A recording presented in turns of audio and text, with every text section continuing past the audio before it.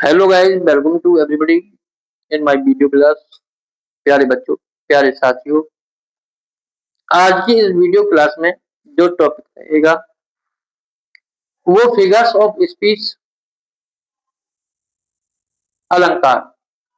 प्यारे बच्चों, figures of speech का जो क्वेश्चंस है 10th क्लास या 12th क्लास हम एग्जाम जब करते हैं तो पोइट्री का जो एक्सट्रैक्ट आता है पैसेज, उसमें इक्का दुक्का कोई एक सा क्वेश्चन पूछ लिया जाता है कि इस एक्सट्रैक्ट में कौन सा फिगर ऑफ स्पीच दिया गया है या किस लाइन में कौन सा फिगर्स ऑफ स्पीच है, सेलेक्ट कीजिए, उसका नाम लिखिए। तो आज की क्लास में मैं आपको फिगर्स ऑफ स्पीच क्या होता है और ये कितने प्रकार के होते हैं हमारे सिलेबस में, और सिमिली और मेटाफर को मैं आज डिफाइन करूंगा। Figures of speech, there are 7 figures of speech in our courses intermediate classes. Simile को उपमा के नाम से जाना जाता है, मेटाफर रूपक के नाम से, पर्सोनिफिकेशन को मानवीयकरण, अपॉस्ट्रोफी को संबोधन के नाम से, हाइपरबोल को अतिशयोक्ति, ऑक्सोमोरोन को विरोधाभास कहा जाता है और ओनोमोटोपोइया को ध्वनि सूचक अलंकार। ये 7 फिगर्स ऑफ स्पीच होते हैं अलंकार, जिनको काव्य की शोभा बढ़ाने वाले तत्वों को अलंकार के नाम से जाना जाता है।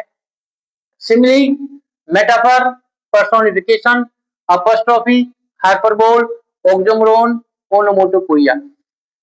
सबसे पहला आता है सिमिली, जिसको हम उपमा उपमा के नाम से जानते हैं। A simile is a figure of speech in which a comparison is made between two objects of different kinds which have at least one common point. In this figure of speech, words of comparison as like or so are used. Simile को जानने के लिए भिन्न भिन्न दो प्रकार की वस्तुओं का होना, अलग अलग प्रकार की दो वस्तुओं का होना और दोनों वस्तुओं का कम से कम किसी एक बात में समानता का पाया जाना, और तुलना प्रकट करने के लिए एज, लाइक और सो, इन तीनों में से किसी एक का आना, वो अलंकार हमारा सिमिली होगा। जैसे she is lovely like a rose, she is lovely वह प्यारी है, लाइक में तरह, रोज गुलाब की तरह। तो अलग अलग प्रकार की वस्तुओं की तुलना हो रही है और तुलना प्रकट करने के लिए लाइक का प्रयोग किया गया सेंटेंस में, तो ये हमारा सिमिली हो जाएगा। She is as, firm as, तो एज का आना ये सिमिली अलंकार है। O my love is like a red roses, ये हमारा सिमिली हो गया। I wander lonely as a cloud, बादलों की तरह भटकना इधर उधर, तो ये सिमिली हो गया। Life is like a dream, जीवन स्वप्न की तरह है, लाइक का प्रयोग हुआ तो जीवन को स्वप्न के समान माना गया है, तरह माना गया है, तो ये हमारा फिगर ऑफ स्पीच में सिमिली हो जाएगा। प्यारे बच्चों, दूसरा अलंकार metaphor.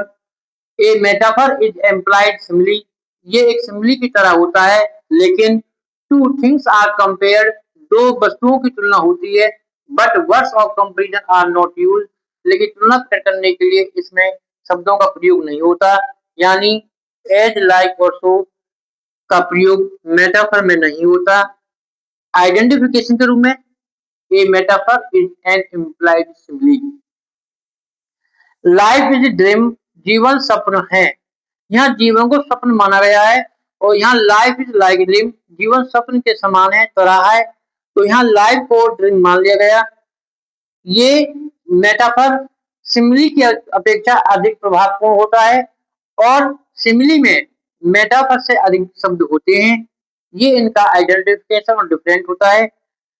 The camel is the ship of desert, ऊंट को रेगिस्तान का जहाज माना गया है।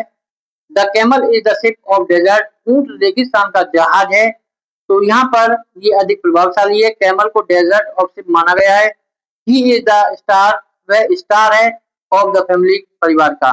तो मेटाफर सिमिली से अधिक प्रभावशाली होगा, प्रभावपूर्ण होगा, और सिमिली में मेटाफर से अधिक शब्द होंगे।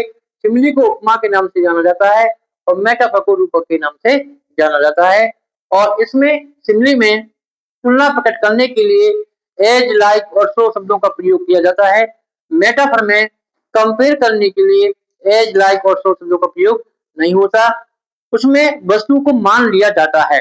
जैसे लाइफ इज ड्रीम, जीवन सपन है। The camel is the ship of desert, ऊंट रेगिस्तान का जहाज है।